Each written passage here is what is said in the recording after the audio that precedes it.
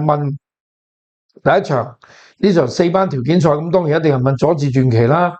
咁你話呢隻馬係咪好？喂，上次古古惑惑個都冇過個檔，一下就想爆嘅，今次變翻熱門，佢會唔會？如果個胃口唔啱，又點咧？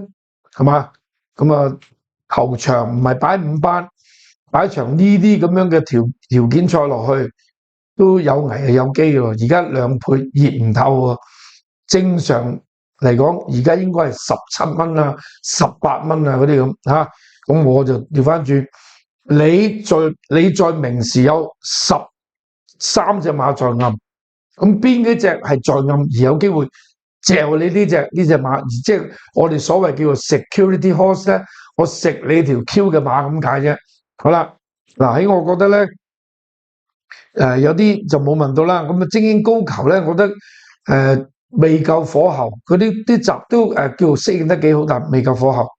極上沙龍咧，嗱呢隻馬咧係羅富全練馬師團體馬，做得好好，幾個集都做得非常非常好。